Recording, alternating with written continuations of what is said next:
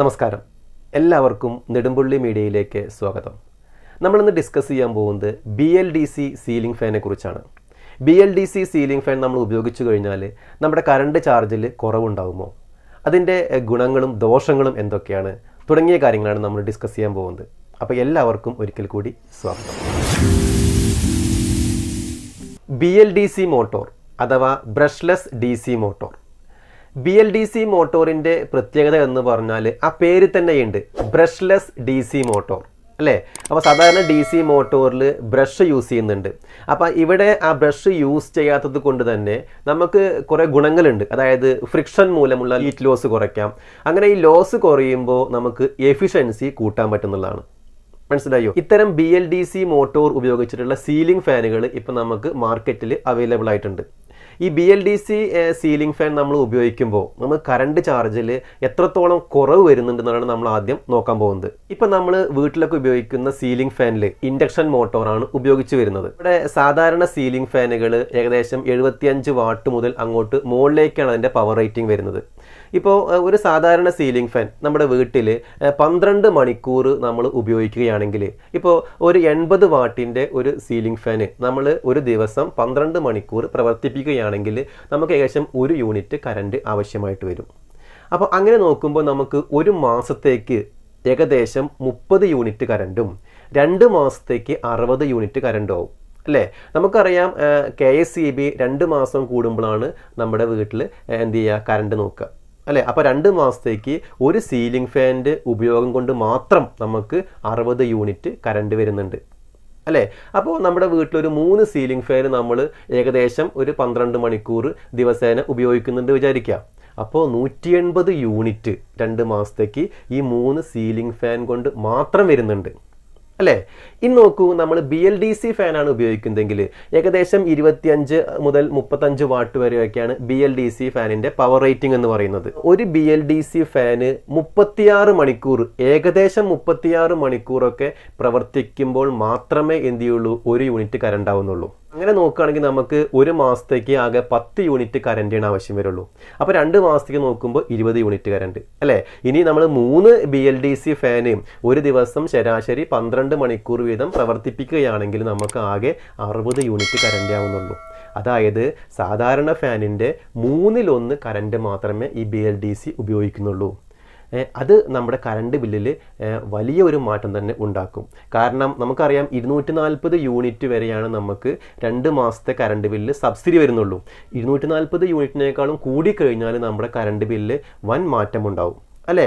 അപ്പോൾ അത് നമുക്ക് കുറയ്ക്കാൻ ഈ BLDC ഫാൻ ഉപയോഗിക്കുമ്പോൾ കഴിയും. അത് മാത്രമല്ല, ഈ BLDC ഫാനിൻ്റെ വേറൊരു പ്രത്യേകത എന്ന് പറയുന്നത് അതിന് റെഗുലേറ്റർ ഉപയോഗിക്കുന്നില്ല എന്നുള്ളതാണ്.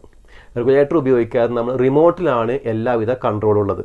അങ്ങനെ നമ്മൾ റെഗുലേറ്റർ ഉപയോഗിക്കാത്തത് കൊണ്ട് തന്നെ ആ രീതിയിലുള്ള കുറച്ച് കറണ്ട് കൂടി നമുക്ക് സേവ് ചെയ്യാൻ പറ്റും. 1, 2, 3, 4, 5 ഇങ്ങനെ പല സ്പീഡിൽ നമുക്ക് സാധാരണ ഫാനായാലും BLDC ഫാനായാലും നമുക്ക് ഉപയോഗിക്കാൻ പറ്റും. ഇപ്പോൾ സാധാരണ ഫാന് നമ്മൾ ഈ സ്പീഡ് 1, 2, 3 ഇങ്ങനെ മാറ്റിയിടുമ്പോൾ നമുക്ക് കറണ്ടിൽ വലിയൊരു കുറവ് വരുന്നില്ല.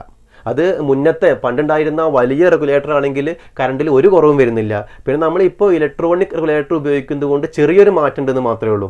അതേസമയം BLDC ഫാൻ ആണെങ്കിൽ നമ്മൾ അതിൻ്റെ സ്പീഡ് കുറയ്ക്കും തോറും കറണ്ടിലും അതിനനുസരിച്ചുള്ള വലിയൊരു കുറവ് ഉണ്ടാവുന്നുണ്ട്. ഇപ്പം നമ്മൾ ഒരു 30 വാട്ടിൻ്റെ BLDC ഫാനാണ് വിചാരിക്കുക. അപ്പോൾ അത് നമ്മൾ സ്പീഡ് 1 കഴിഞ്ഞാൽ 6 വാട്ട് പവർ മാത്രമേ ഉപയോഗിക്കുള്ളൂ. 2 12 വാട്ട്. അപ്പോൾ ആ രീതിയിൽ സ്പീഡ് കുറയുമ്പോൾ അതിനനുസരിച്ച് പവറിൽ വലിയ ഒരു കുറവ് ഈ BLDC ഫാനിൽ ഉണ്ട്. ഈ റിമോട്ട് ഉപയോഗിക്കുന്നത് കൊണ്ട് നമുക്ക് എന്ത് ചെയ്യാൻ പറ്റും, നമുക്കത് വളരെ ഈസി ആയിട്ട് കൺട്രോൾ ചെയ്യാൻ പറ്റുന്നതാണ്. മനസ്സിലായോ? അതിൽ തന്നെ നമുക്ക് കുറേ ഓപ്ഷൻസ് വരുന്നുണ്ട്. അതായത് ടൈമർ വയ്ക്കുക. അപ്പോൾ നമ്മൾ രാത്രി കിടക്കുമ്പോൾ നമുക്കൊരു 4 മണിക്കൂർ കഴിയുമ്പോൾ സ്പീഡൊന്ന് കുറയ്ക്കണം. അപ്പോൾ അങ്ങനെ നമുക്ക് സെറ്റ് ചെയ്യാനുള്ള സൗകര്യമൊക്കെ ഈ റിമോട്ടിലുണ്ട്.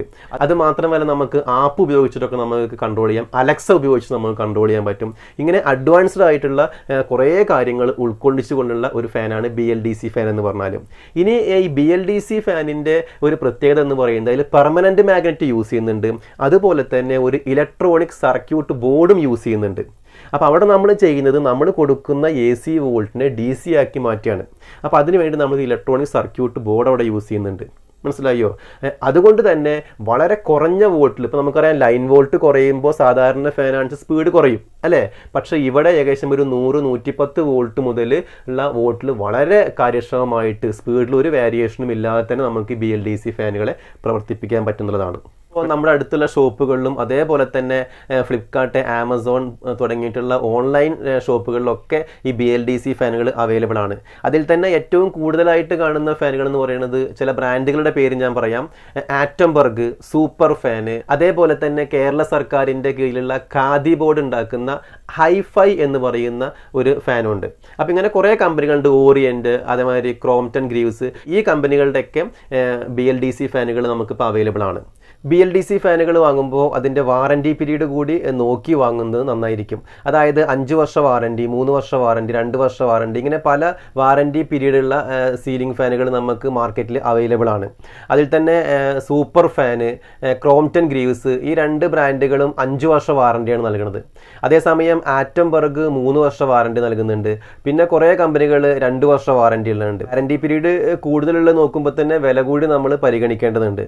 ഓക്കെ, അപ്പോൾ നമ്മൾക്ക് ഏറ്റവും നല്ലത് ഇത്തരം ഫാനുകൾ വാങ്ങുമ്പോൾ നമ്മൾ നമ്മുടെ അടുത്തുള്ള ഷോപ്പിൽ പോയിട്ട് വാങ്ങുകയാണ്. എന്തെങ്കിലും കംപ്ലൈൻറ്റുകൾ വന്നാലോ നമുക്ക് സർവീസിനൊക്കെ ഏറ്റവും നല്ലത് നമ്മുടെ അടുത്തുള്ള ഷോപ്പിൽ പോയിട്ട് വാങ്ങുകയാണ്. മനസ്സിലായോ?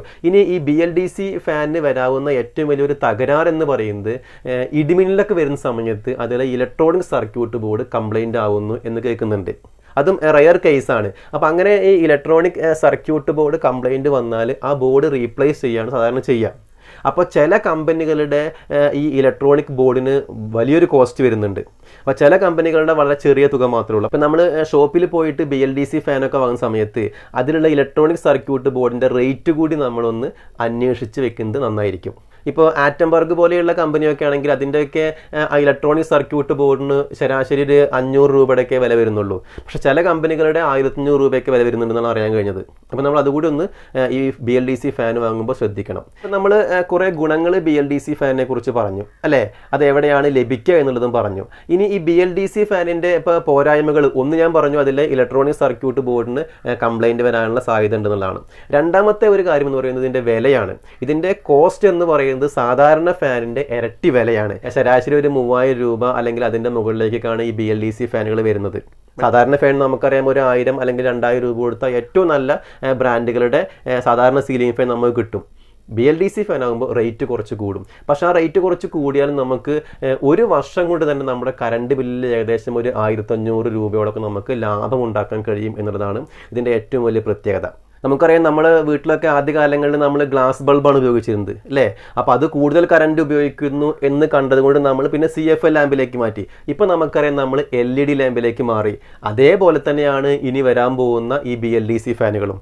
ഇപ്പോൾ KSEB തന്നെ ഈ BLDC ഫാനുകളെ പ്രൊമോട്ട് ചെയ്യുന്ന രീതിയിലേക്ക് വന്നിട്ടുണ്ട്. അപ്പോൾ അതുകൊണ്ട് ഇനി വരും കാലങ്ങളിൽ BLDC ഫാനുകൾ എല്ലാവരും ഉപയോഗിച്ച് തുടങ്ങുമെന്ന് ഉറപ്പാണ്. നമ്മുടെ അടുത്ത വീഡിയോയിൽ നമുക്കൊരു BLDC ഫാനിൻ്റെ അൺബോക്സിങ്ങും അതെങ്ങനെയാണ് ഫിറ്റ് ചെയ്യുക തുടങ്ങിയ കാര്യങ്ങളും ഡിസ്കസ് ചെയ്യാം. ഓക്കെ, അപ്പോൾ ഞാൻ കൂടുതലായിട്ട് ഈ BLDC ഫാനിനെ നിങ്ങൾക്ക് പരിചയപ്പെടുത്തി തരാം.